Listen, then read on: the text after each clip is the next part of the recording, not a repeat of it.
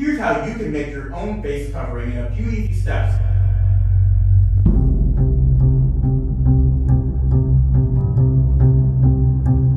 This officer just followed us from outside, told us that we cannot wear masks. COVID-19 is exposing long-standing rifts in American society. It's an epidemic jumping on top of a bunch of other epidemics. Minorities can't catch. Minorities can't catch coronavirus. No. You've got to start screaming this to the Black community, or you're going to have a catastrophe on your hands.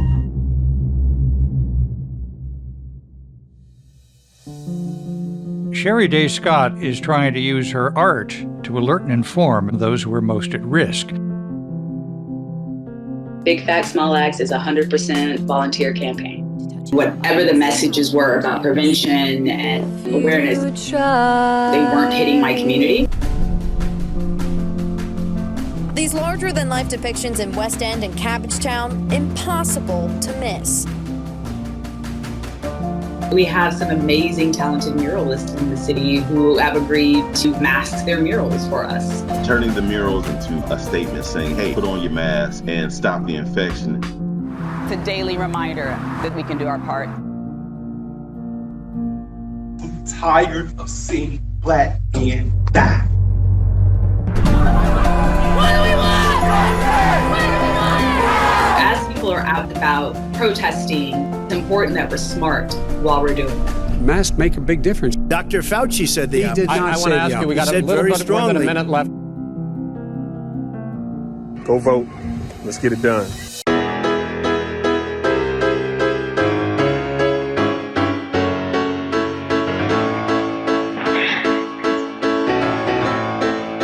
Hey guys.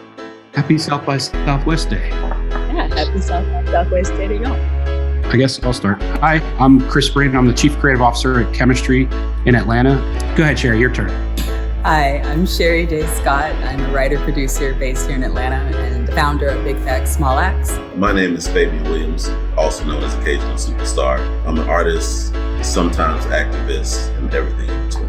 My name is Amar Osborne. I'm an emergency medicine and internal medicine physician at Emory University. I go by the hilarious Dr. O when I try to do stand-up comedy. Try to. You can do stand-up. Hey! What is your... Don't try, sometimes it works. They do. All right, so we're going to talk today about creativity for survival and allyship not being a side hustle. And so rather than hearing the agency guy talk, let's talk to the founder, Sherri Day Scott. Thanks, Chris.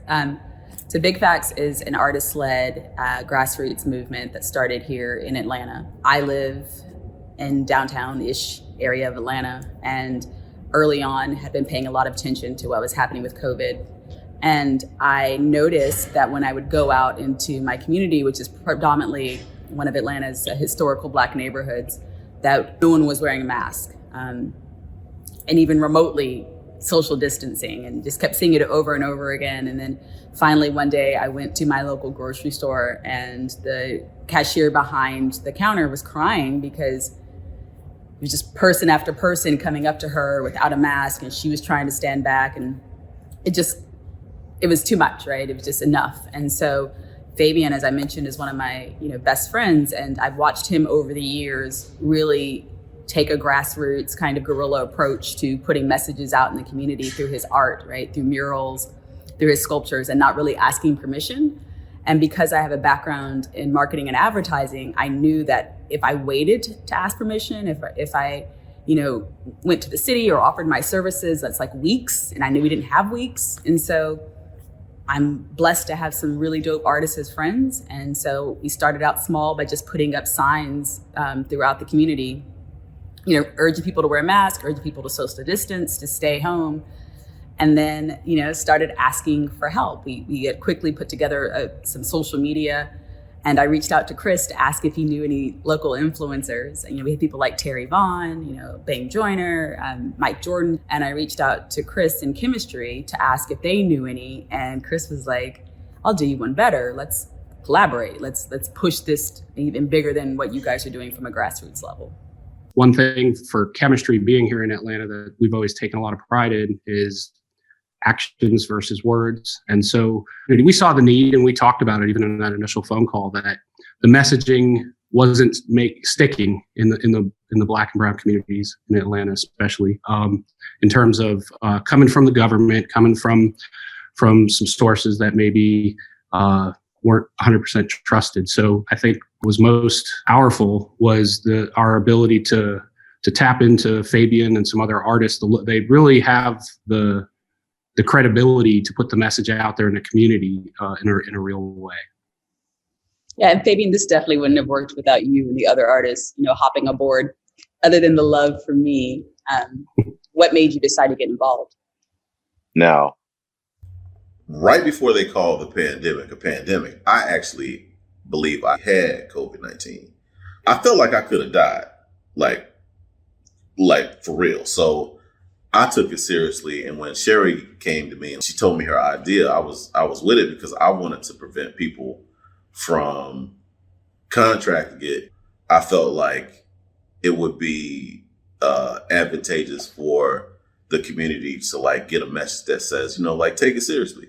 We were taking something that was already existing in the community that was relevant, and then, layering in this COVID message on top of it in a creative, unexpected way that people couldn't help but have to pay attention to. Yeah. So, we're talking about, creativity for survival. And I think the lesson I took away from the collaboration with the two of you was that it's not just in the tangible creativity, right? It was also being creative about how do we partner with people differently and not wait for permission.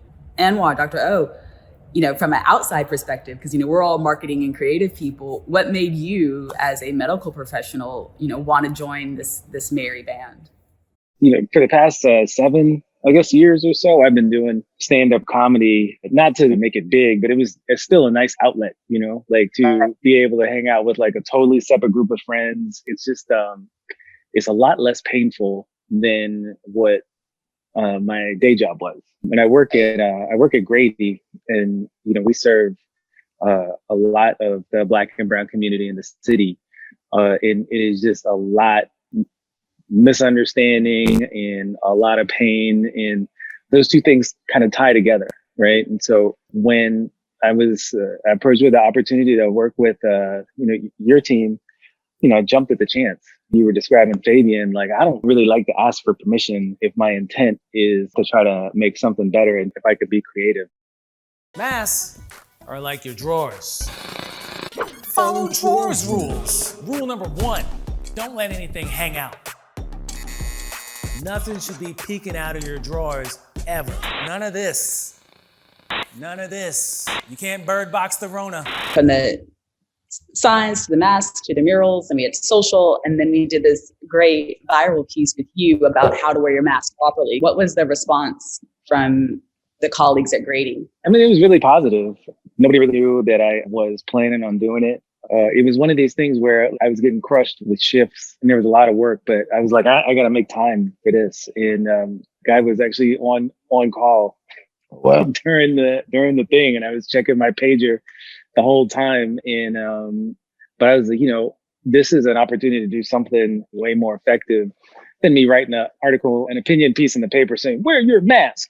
Babe, you've done the Kaepernick mural series. Your work is always political.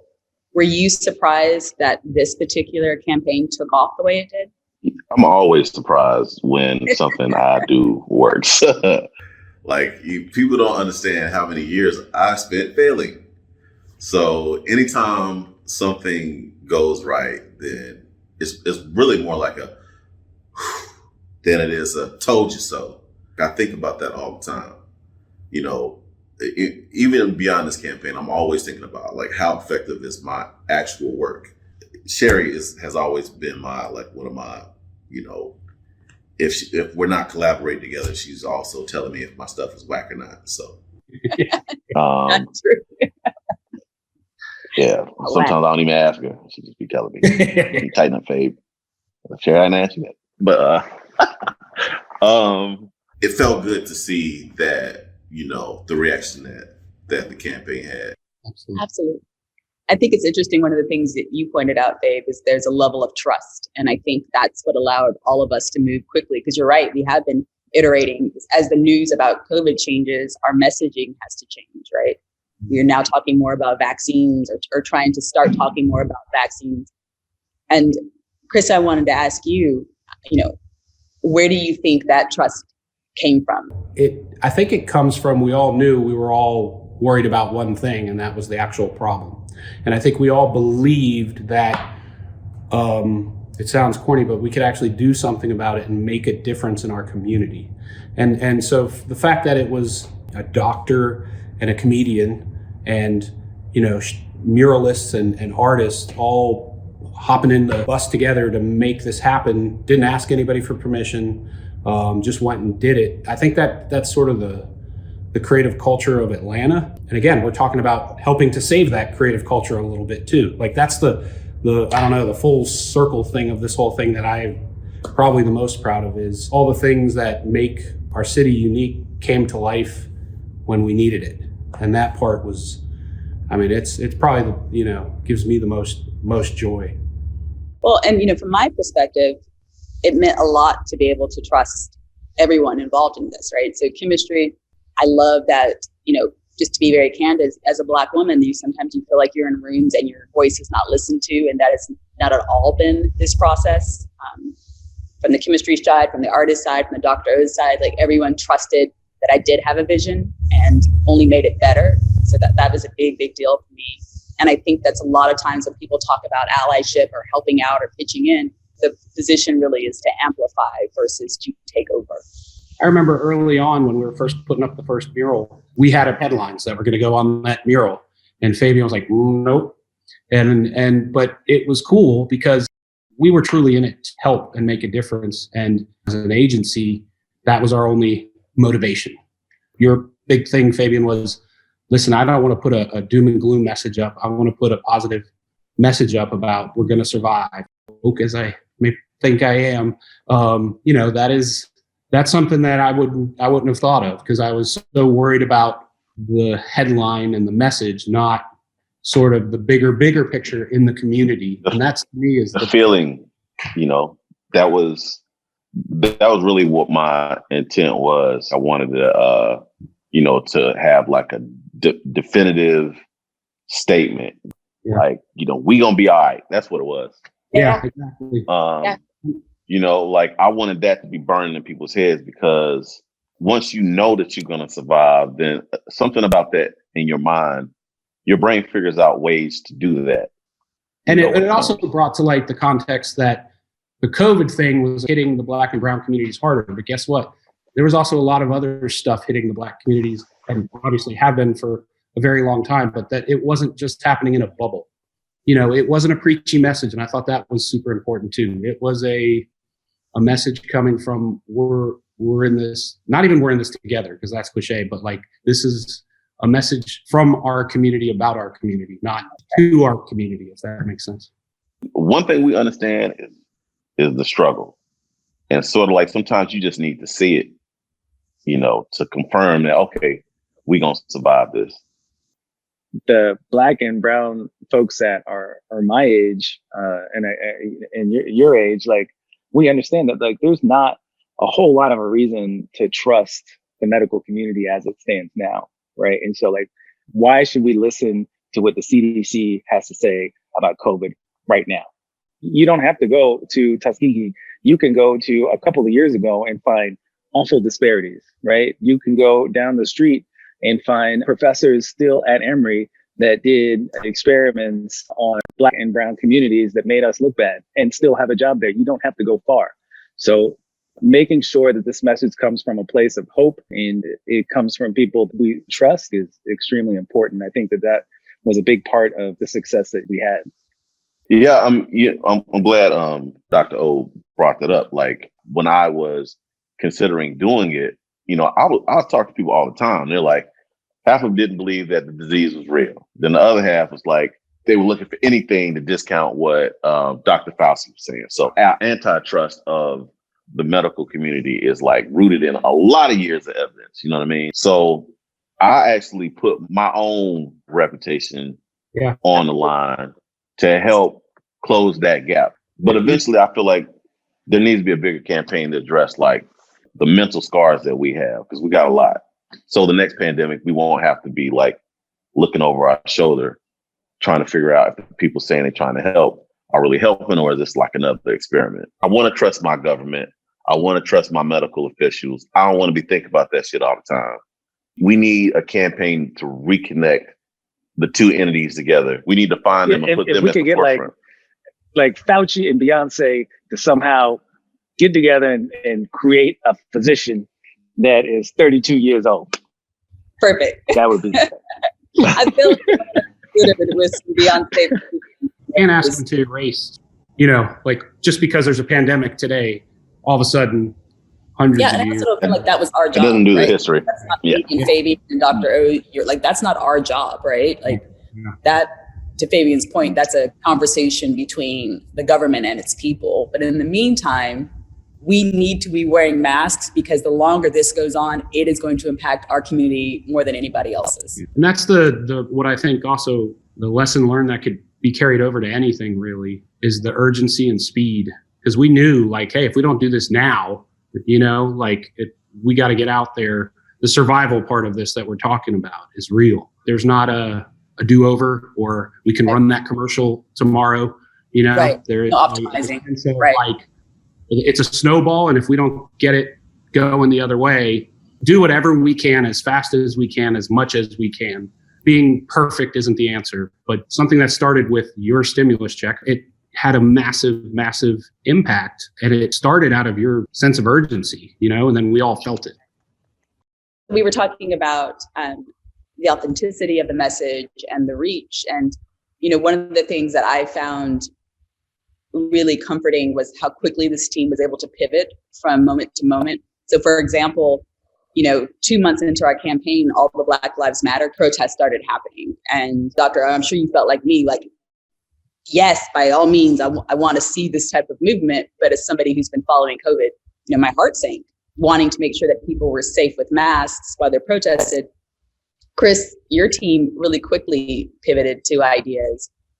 What do you think drove that? Think about that stretch of time. We were talking about like 6 months, but it was like it went from oh my gosh, this pandemic's real, to Black Lives Matter movement. Again, we had that, and underneath everything was the election, and it was all related. I think it was just realizing that stuff doesn't happen in a bubble. And being able to react to it.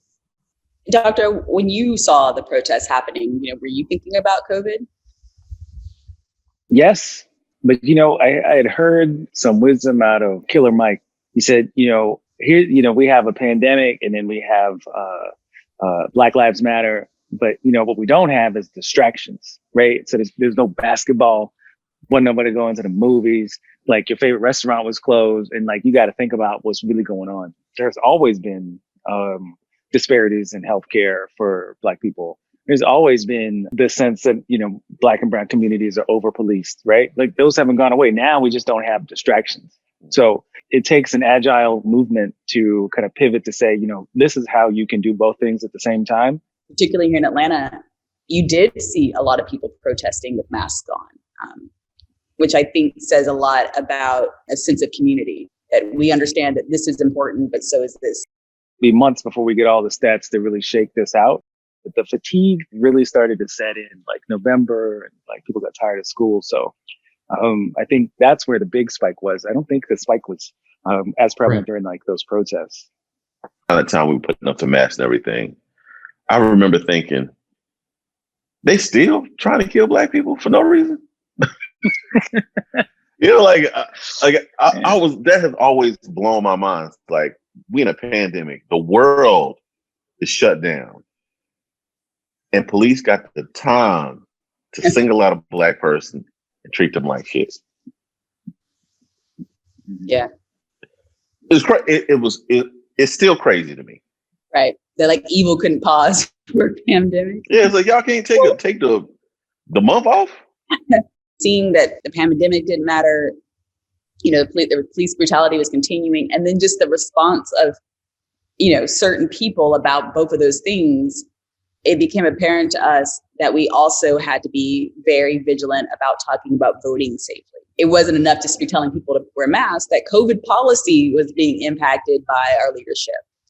One thing that I'm proud of is I think we really did a good job, and it's because we brought in people like Dr. Ode, it's because we did work with council people here in Atlanta, just being mindful of that foundational message. Black and brown communities are being disproportionately affected by COVID for a bunch of reasons, and we have enough power in ourselves collectively to, one, protect each other, and two, make sure that moving forward, our politicians are addressing these issues so that this doesn't happen again.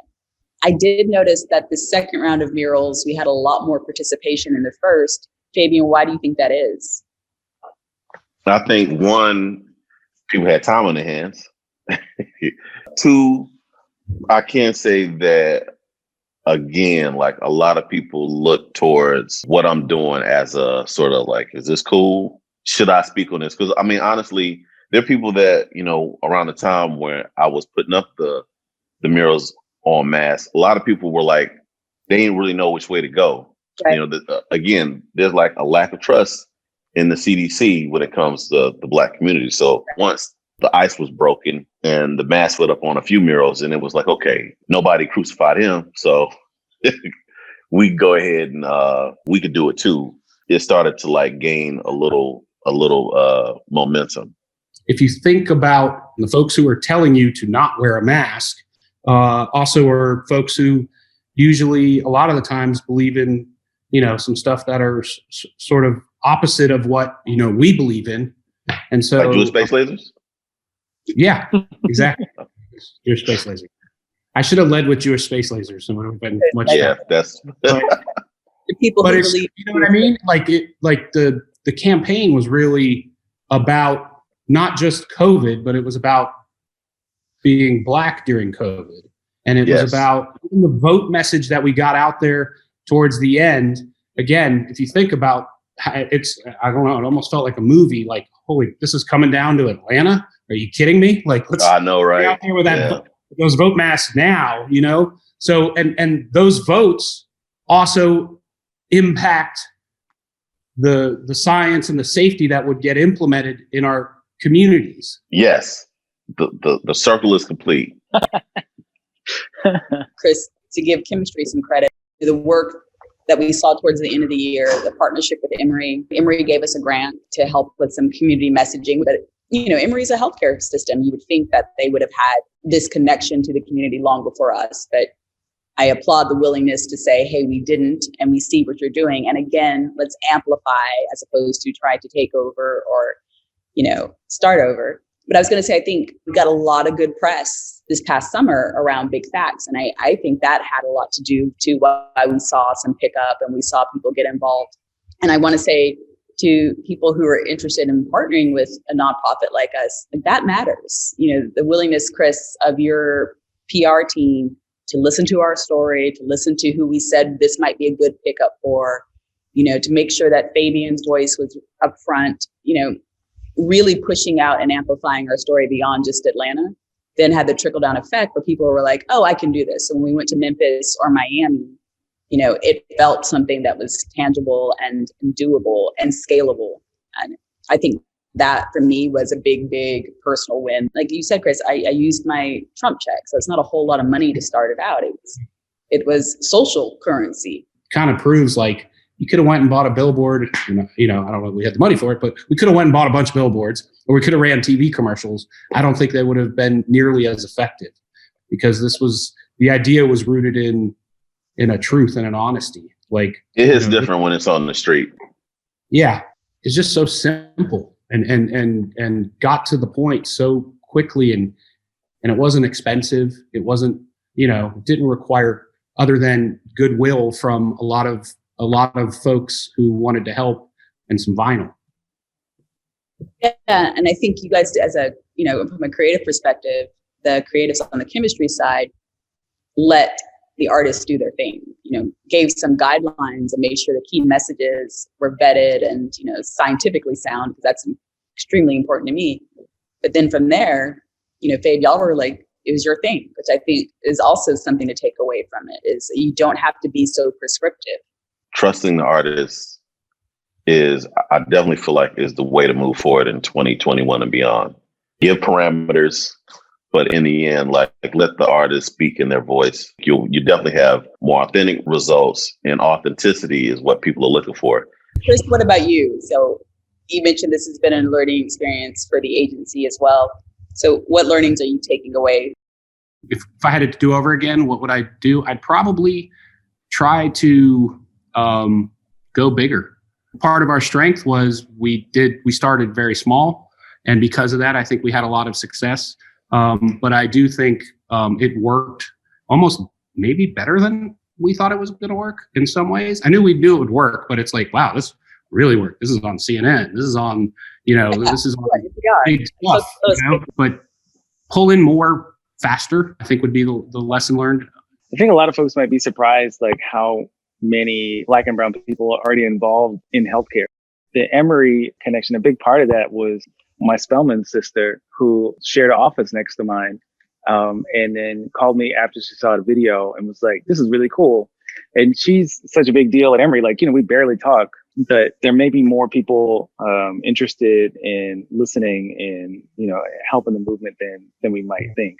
And kind of like we talked about a moment ago, a lot of times, like, you have to ask for forgiveness. There's no way on earth I could have told anybody at Emory or Grady that, like, can you guys help me get some funding to make a mass video? It's kind of like about drawers, like, right? Like that has to be where you, it's just no way that happens, right? So they have to see the thing and then come to you. But then once those conversations start, there's a lot more people that are paying attention than you might initially think. I wanted to say that the word of the day is cross-pollination. One industry working with another industry, working with another industry to bring a change to a whole community. So don't be afraid to step out your circle. You have a common goal. There's a way to, build a fabric together to like cover an issue. Cross-pollination. I like it. Cross-pollination.